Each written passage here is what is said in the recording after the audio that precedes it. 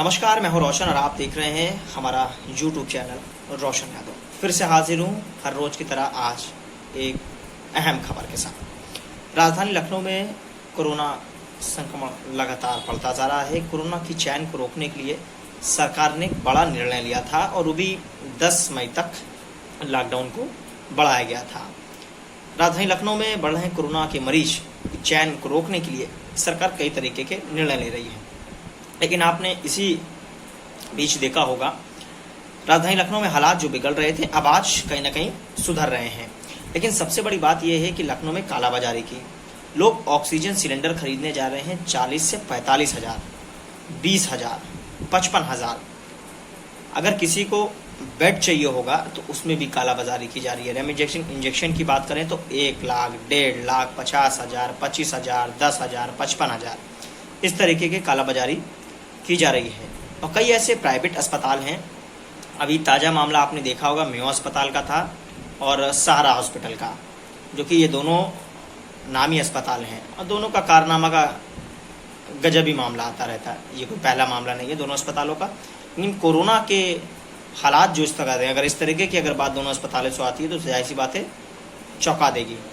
Mayo अस्पताल का जो एक आपने देखा होगा एक फ़ोटो वायरल हुई थी कि उनमें ऑक्सीजन नहीं है। कई मरीज हैं, हालात बिगड़ रही है और सरकार जल्द से जल्द उनको ऑक्सीजन मुहैया कराए। लेकिन सरकार ने थोड़ी देर में मुहैया कराया, लेकिन करवाया तो सही। ये भी हम उनके शुक्रगुजार हैं कि जो हमारे पेशेंट थे वहाँ पर 60 से 70 पेशेंट बताए जा रहे थे मेयो अस्पताल में, जिसमें से 1 या 2-3 लोगों की मौत हो गई थी। मेयो अस्पताल के बाहर जब नोटिस छपका था यहाँ पर ऑक्सीजन नहीं है, वहाँ पर कालाबाजारी की गई। बताया जा रहा किसी से 1 लाख रुपए लिया, किसी से 1.5 लाख रुपए लिया, किसी से 50 हज़ार लिया, किसी से कितने कितने पैसे लिए ना जाने। और सोशल मीडिया पर वो वीडियो भी वायरल हुआ, फोटोज़ भी वायरल हुई। जब ये संज्ञान में सरकार का मामला आया तो सरकार ने इस पर जाँच बैठा दी। अब आज मेयो अस्पताल को एक नोटिस जारी किया गया है सरकार की तरफ से कालाबाजारी का। जो आप कालाबाजारी कर रहे थे उसमें अब अस्पताल के जो प्रबंधक हैं उनसे अब पूछताछ की जाएगी कि क्या वजह थी, किस कारण आपने इसको किया था। कहा जा रहा है कि रेमडेसिविर इंजेक्शन, ऑक्सीजन और बेड दिलाने को लेकर के ये यहाँ पर बड़ा बंदरबाट चल रहा था। ऐसा ही कुछ मिलता जुलता मामला लखनऊ के सहारा अस्पताल का था। अब सहारा अस्पताल तो बड़ा महंगा है, छोटे मोटे लोग तो वहाँ इलाज ही नहीं करा सकते हैं और बड़े लोग तो वहाँ पर जाते ही हैं। लेकिन इस कोरोना के हालात में सहारा अस्पताल भी बद से बदतर होता जा रहा है। गंदगियाँ हैं वहाँ पर, कोरोना के पेशेंट लगातार आ रहे हैं, वहाँ पर ऑक्सीजन की भी भारी किल्लत है। लेकिन अगर ऑक्सीजन किसी को चाहिए तो पैसा मजबूत होना चाहिए, अगर किसी को बेड चाहिए तो पैसे वाला होना चाहिए। अगर किसी गरीब की जान जा रही है तो ये अस्पताल उनको बचाएगा नहीं, ये अस्पताल उनको बेच खाएगा। इस तरीके के ये दोनों अस्पताल हैं। इसीलिए जब ये मामला मीडिया में उठा, जब तूल पकड़ा, जब सरकार के कान में जूं रेंगी, जब मुख्यमंत्री को इस खबर का पता चला तो मुख्यमंत्री ने तत्काल संज्ञान लिया, जांच के आदेश दिए। आज ये दोनों अस्पताल को नोटिस जारी किया गया है। अब देखिए नोटिस में लिखा गया कि कोविड रोगी के उपचार के लिए बम्पर वसूली करने वालों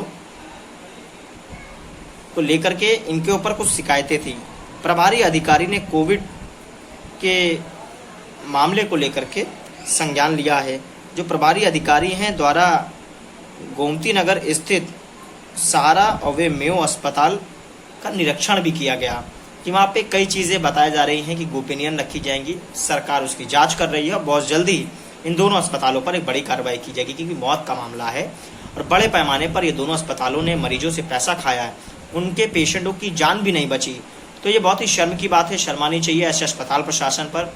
और यूपी का स्वास्थ्य विभाग भी कहीं ना कहीं वो भी नकारा साबित हो रहा है।